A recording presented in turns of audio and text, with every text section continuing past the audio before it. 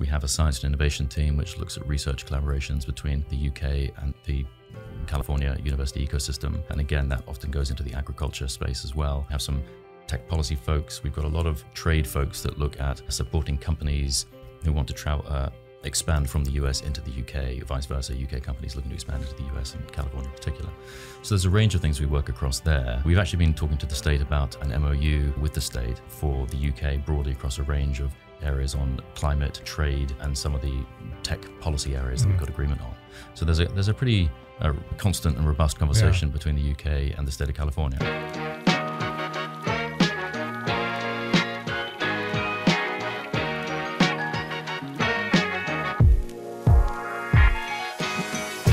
Hello and welcome to another episode of Sacktown Talks. Today we're glad to be joined by the British Consulate General, Joe White. Joe, how's it going? Thanks for joining us. Good. No, pleasure to be here. Thanks for inviting me up. Yeah, it's good to have someone here from with a different accent, so switch the viewers up. We want to make sure your viewers stay on their toes so that they. Can you tell us a little bit about your background and kind of how you got to be the Consulate General here in California? Sure. Yeah, happy to.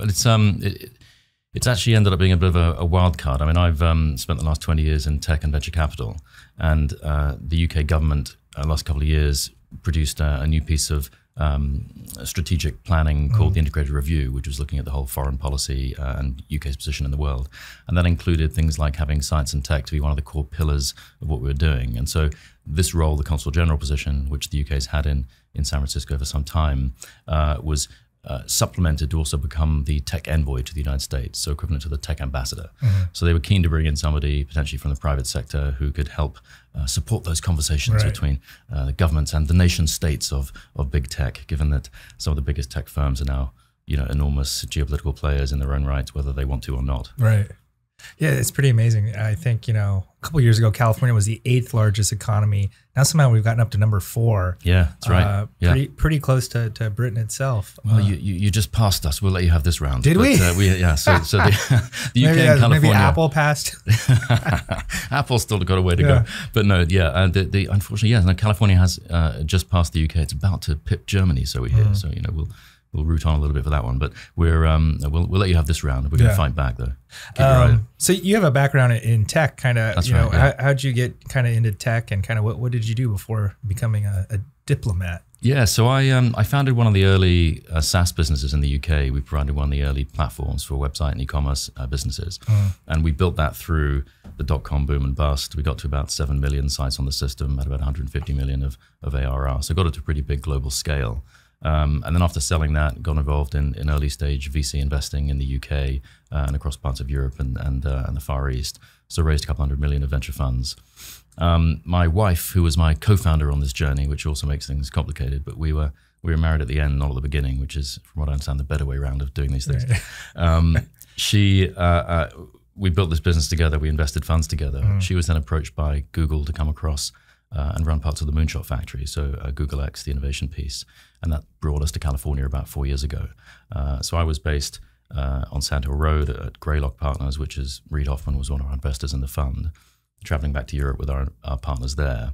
But it was actually when COVID hit, I got involved in supporting the UK government on a response for the tech sector. I think the UK, like the US and others, were providing a lot of debt-based products into the real economy. So if you're a restaurant or a normal business, you could borrow money to get through. The challenge with that for venture-backed businesses is that, particularly if you're using banks as gatekeepers, if you approach them and say, hey, I lost $5 million last year, and if things go really well, I'm going to lose $50 million next year. Can I have some taxpayer money, please? The banks will rightly say no. So we stood up this £1 billion equity vehicle, which allowed the government to, alongside private investors, take these stakes in venture-backed businesses. And I think that was hugely successful in the back end of that first year of COVID, when everything was going very much sideways. And really on the back of that, I had these unexpected conversations where they said, hey, look, Joe, we're now looking at this new tech envoy position.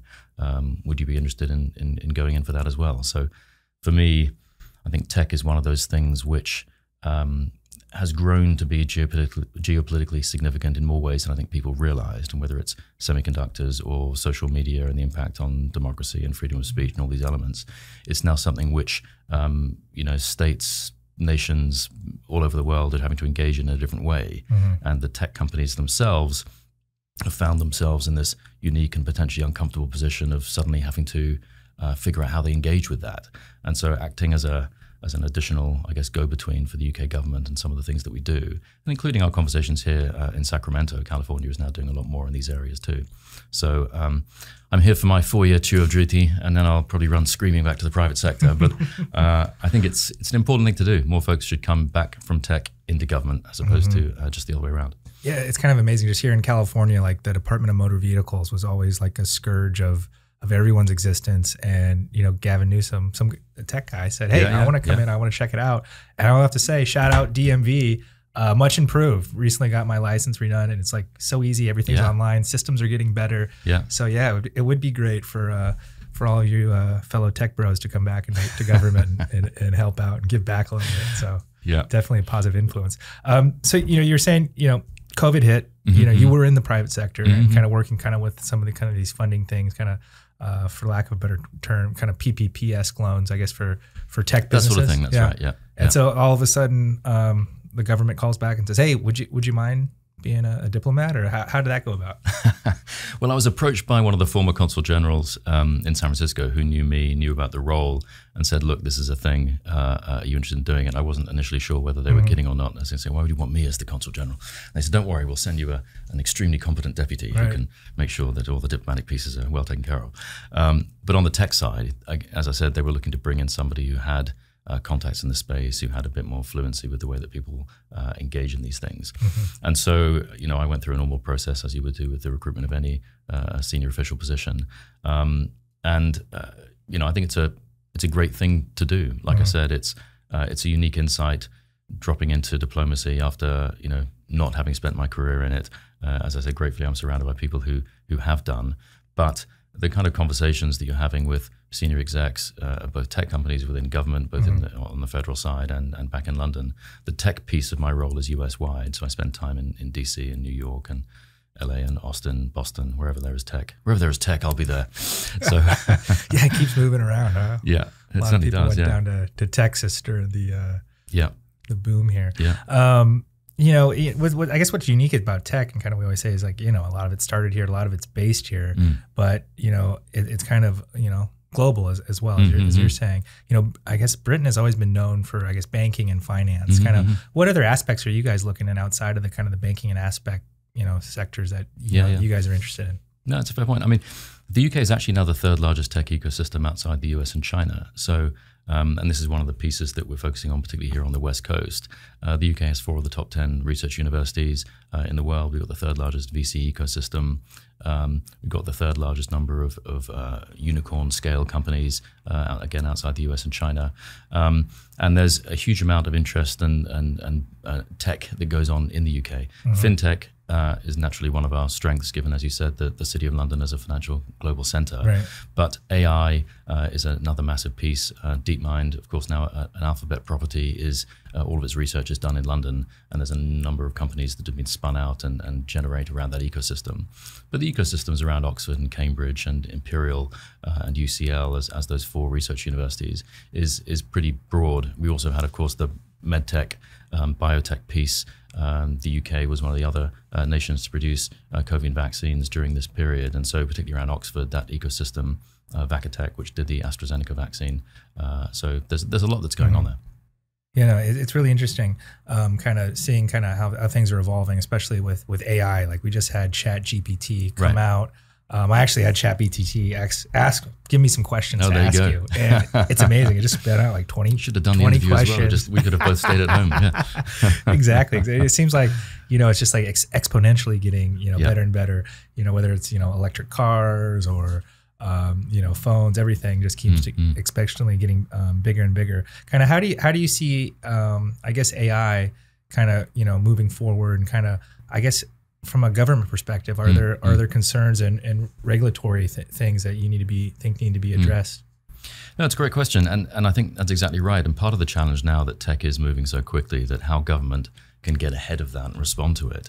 I mean, we're seeing conversations about regulation of social media progressing through different parts of Parliament, both in the UK and in other parts of the world. But this is a technology that's now more than a decade old, and so as you said, ChatGPT, which was the the productized front of some of these large language models that have been around now for a couple of years, but this is the one that really made it go mainstream. And so I think that's pulled it into public and policymaker conscience. And I think this is one of those areas where OpenAI, who's behind ChatGPT, Anthropic, some of the other businesses here, they're trying to put some guardrails around these technologies in terms of the questions you can ask, the kind of responses that they will give, because this in some ways democratizes access to knowledge, which is a great thing, but in these edge cases can be a very dangerous thing.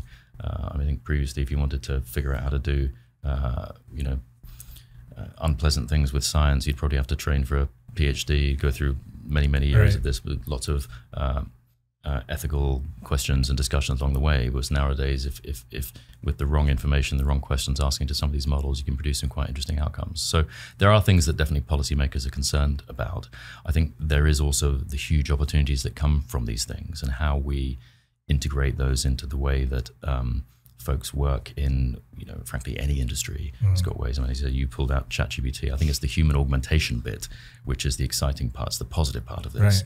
It's how it can supplement what we do. I don't think ChatGPT is going to necessarily replace what people are doing. But I think governments need to figure out how to respond to this in a near real-time evolution of these technologies. So it is definitely a challenge. This is kind of interesting. You kind of notice that like technology happens, and it goes on for quite a while, and then government responds. Yeah.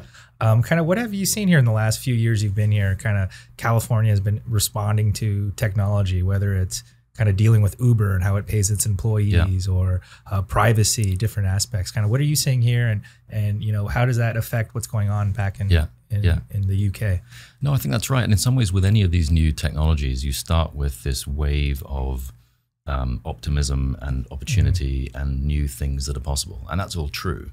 And then after a while, you start to almost get the gaming, which turns almost into the weaponization of these policies and the unintended consequences of what happens. And so, ride sharing, as you said, which was a great technology, which allowed all of us to have immediate access to personalized transportation. And then suddenly we realized that there was more of a question around workers' rights and low income and so on. Similarly with social media, connecting the world. And then it became a bit more weaponized with both misinformation and with even from adversarial nation states doing things within it. And this is the danger with these AI pieces. So what you're seeing is the UK has taken the leadership position on some of these areas. I think we've got our online safety bill going through Parliament at the moment, and this looks at ways to try and frame social media regulation. One of the neat things about it is that it gives our Ofcom, which is one of our major regulators for media, the authority to actually now engage in those conversations with teeth in some of the social media companies. So part of the way that mechanism works is it doesn't tell social media what it should or shouldn't do. It just says, great, you have your T's and C's, make sure they're clear and you tell us what they're doing. And then we can then enforce your behavior against your own T's and C's. So if you tell us that this sort of content is not acceptable on your platform, we at least now have a mechanism for saying, wait a sec, here it is. How are you going to deal with that? Right. So we're not trying to tell you what the rules are, but we are trying to say, once you've told us what the rules are, we'll then have a mechanism to at least hold you account to them. Right. And so that's an evolving conversation. And of course, the European Union is passing legislation in these areas. And that's, I think, the challenge where, California has a real opportunity and is increasingly leading some of this debate in the US. The CCPA, based on the European GDPR, was a piece around, privacy protection there. The new what was in the UK, the age-appropriate design code, has now got an equivalent in California, looking at protection of young people and their data. And these are things where, as I said, it's mainly the unintended consequences and the evolutions of these technology which lead to these minority cases for social harms. But minority at internet scale is pretty big, and so we still need to figure out how to moderate these things. Yeah, it's interesting. I guess outside of tech, California also has a lot of agriculture. This morning on Twitter, I saw that they're rationing tomatoes and lettuce in the UK. Kind of, what are the aspects of your job outside of tech, and kind of what are the relations like, trade relations between the UK and California? Yeah, so the consulate here, we've got a number of different areas. We work across the political relationships, hence we're regularly up in Sacramento here, and Chris Cambyses, who's our main political guy, is here pretty much pretty much at least monthly. I see he's practically on the streets of Sacramento. If you see a well-dressed English gentleman, then that's Chris going to approach him. But we have folks that work across the trade relationships, including across agriculture, some of the agri-tech bits that go in there as well. We have a science and innovation team which looks at research collaborations between the UK and the California university ecosystem. And again, that often goes into the agriculture space as well. We have some tech policy folks. We've got a lot of trade folks that look at supporting companies who want to expand from the US into the UK, or vice versa, UK companies looking to expand into the US and California in particular. So there's a range of things we work across there.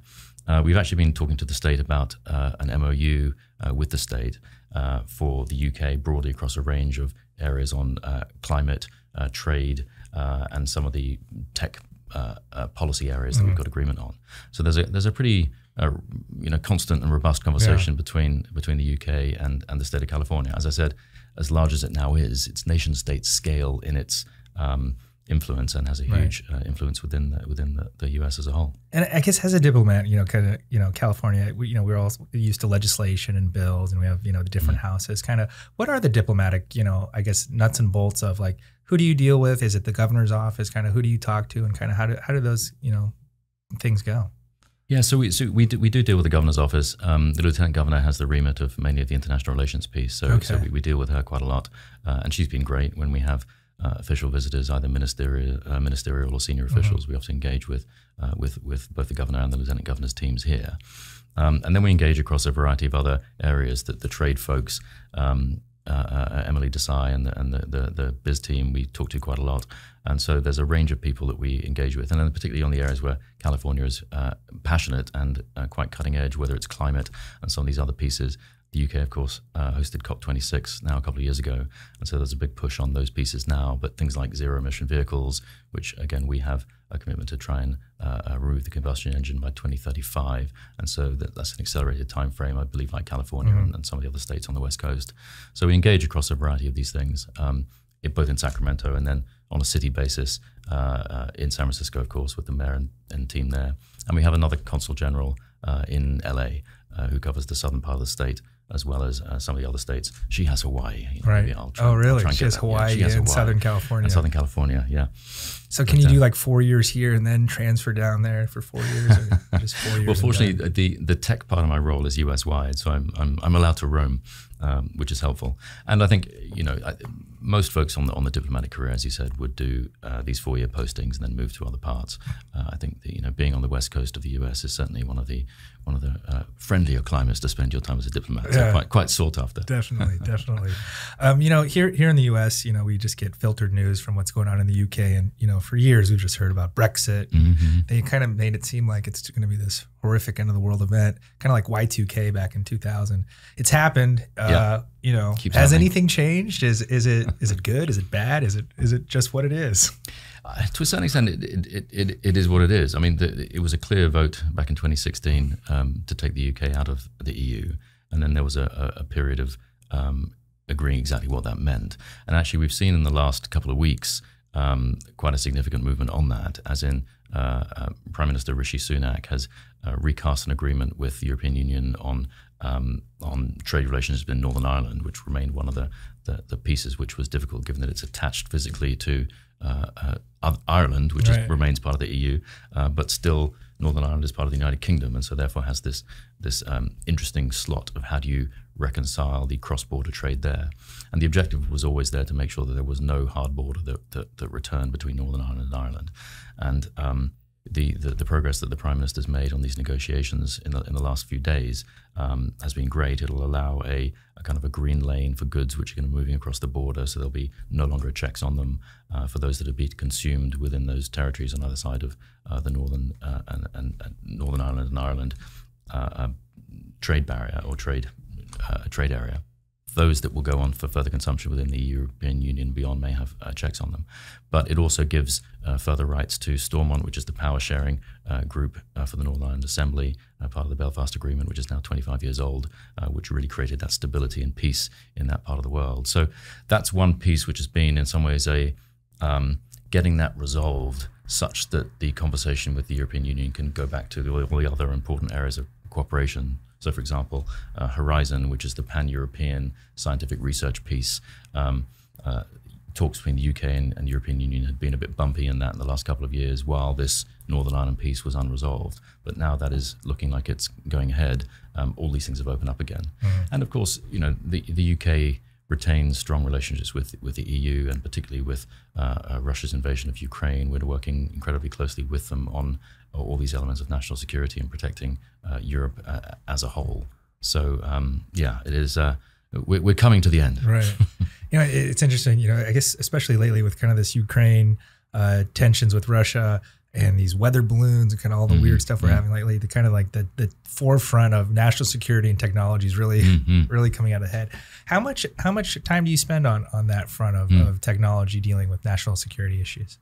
A reasonable amount, and increasingly so. I mean, the tech bit that I operate across has the policy landscape around things like online safety and harms encryption, the trade landscape, companies and capital, the R&D piece, and then the final part is the national security bit.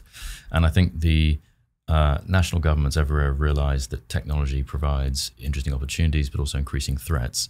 And I think the semiconductor supply chain challenges exacerbated by COVID and the kind of economic mess that came from that has really shown people how vulnerable these things are. And I think big tech even played a role in the early stages of the Russia's invasion of Ukraine, where keeping certain sites active, blocking certain sites from misinformation, and there were things that they were doing very much in the public eye, and then there were things they were doing only involving conversations with nation states. So there's a lot that tech does in these areas, and it's one of the reasons Starlink's support of Ukraine on the ground is allowing them to retain comms systems, allow drone systems and other pieces to continue part of this. I think there is one Ukrainian tech entrepreneur I described it as the first open source war, where even in the first month or so before the UK and the US in particular came in quite strongly backing on the Ukrainian side and providing a lot of technology and support there was this window where there was a lot of tech provided by open source and hacktivists and people who are engaging in this, and that's both extraordinary and also kind of a whole new thing. And that's an area again where we have to decide, if a freelance hacker provides targeting material for Ukrainian forces on the ground that strikes a Russian position, does that make them party to an act of war? We were very clear that our soldiers shouldn't go and fight there. So it's a whole new area again to look at, and so I certainly spend time in these conversations. Well, I get, what areas of interest in California technology are you focusing on most? Well, it's, as I said, the huge platforms really are based here, and of course up in Seattle, and so there's an element of our conversation about, as I said, the online safety bill coming in has elements of regulation of social media and the way that we want to progress those conversations. So that's one big part of it. The R&D piece generally, again, both from the companies and the universities. Semiconductors is the topic of the day. That's seemingly.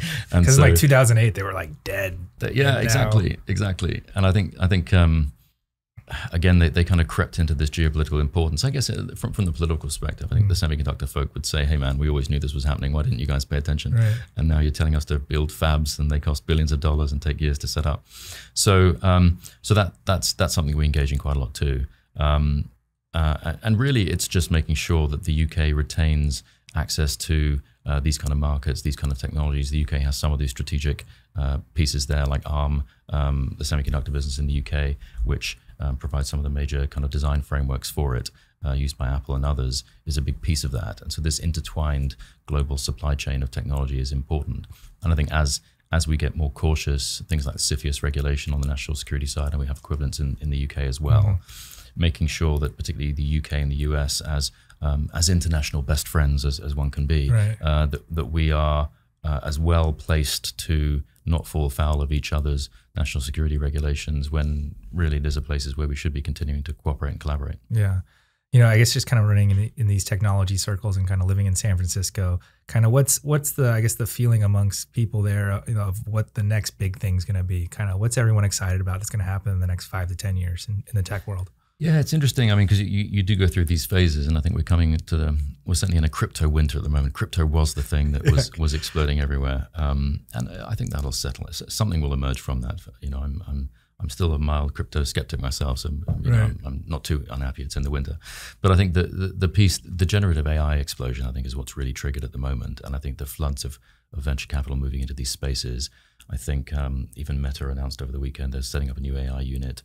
You've got, I think, OpenAI has spurred this competition now from response from Google, I think from Meta, from others now doing this. And I think that will be an area of huge investment.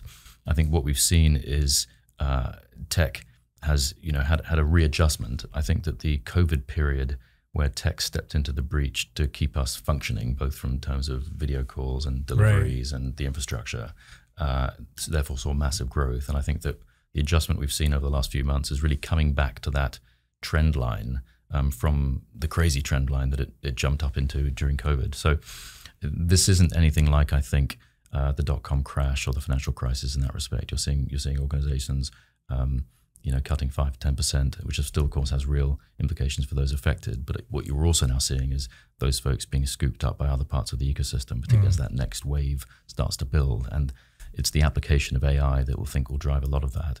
Because in some ways, you've got these large language models who provide this raw capability, but the applications that sit on top of that, which ChatGPT is a great example of, really sits on top of the raw power of the LLM. It's ChatGPT which created this explosion in usage, even though the capability was already there. So what other people are doing, innovating on these models and the way they present that capability to an end user, whether it's in business, whether it's in search, whether it's in medicine, that's the stuff we're going to see an explosion of in the next few years. I remember kind of reading about, like, you know, the early industrial revolution in the UK, and about how it was just a bunch of tinkerers, guys who just had time and just kind of building machines and stuff. And they all of a sudden built motors and engines and all that stuff. And kind of to think what people with ChatGPT now, I just hear programmers, right? They can build code. And kind of like the at-home tinkering this AI is going to enable people to do, and kind of see what comes out of it. It's probably going to be pretty astounding. Yeah, I think that's right. I think when any new platform-style technology arrives, it always takes a while before people figure out what they can do with it. I always think about it like, you know, whenever the next generation of PlayStation arrives, like when the PS4 or PS5 arrive, they've got these incredibly upgraded processor technologies. But the first games look like ones that could have been written on the old system, because it's taken a while for the engineers and the tinkerers, as you say, to figure out how would we push this to the limits, what's now possible. And so I think we'll see this creeping in the next few years. Yeah. You know, I was reading your bio, and you received an award from Queen Elizabeth in 2017. Is that right? That's right. Did you actually get to meet the Queen? So my wife and I both got MBEs, which are royal awards, and she received hers 6 months before I did. And so when she got hers at Windsor Castle around Christmas time, and was lucky enough to have Her Majesty come out and present it, which was an extraordinary thing to see in an event where you know, the palace puts on, you know, quite a show for these things, because these are really the recognitions of folks that have achieved things of national importance, and they're always on behalf of the Queen, but you never know which royal is necessarily going to come through the doors when they open. And so I was there with our kids sitting in the audience while my wife was there to receive her award from the Queen, and to have the then, I guess, 90-year-old monarch come up and stand through a ceremony which lasted a couple of hours, including starting with the knights and getting a sword to knight them with. I mean, it's an extraordinary process. So 6 months later, I was at Buckingham Palace. So we got to see the other palaces, and Princess Anne presented my award. So she was fantastic as well. We actually talked about tech during our brief exchange. Really? So you had a slightly bigger palace, but... Slightly bigger palace. Yeah, exactly. And the kids also came to mind, but once they'd realized how long the ceremony was the first time, they seemed less enthusiastic. We're like, oh, come on, kids. Yeah. Anybody notable get knighted while you were there? Who was there? I was there. David Beckham. Tim Peake. I think the British astronaut was knighted when I was there. And actually mine was just after the Olympics. So it wasn't Beckham wasn't there, but it was many of the British Olympians were there. So there's a bunch of very tall rowers and other folks. So it's always interesting. An MBE just below knighted? So there's the scales of awards. The scales of awards. So the knighthood is the KBE. Yeah. And there's so that's a Knight Commander of the British Empire. There's a CBE, which is the Commander of the British Empire. There's an OBE, which is the Officer of the British Empire, and the MBE, which is what I have, which is a member of the Order of the British Empire. Okay. So it's the first rung. The first rung. Okay. The first rung. Yeah. So you're working on your second level. Well, that's great. Thank you so much for stopping by and kind of checking us out. And we look forward to kind of see you around town here and your staff, and looking forward to see what's happening in tech here in the next few years. Fantastic. Well, thanks so much for having me. It's been a pleasure. Thanks for stopping by. Cheers. Awesome.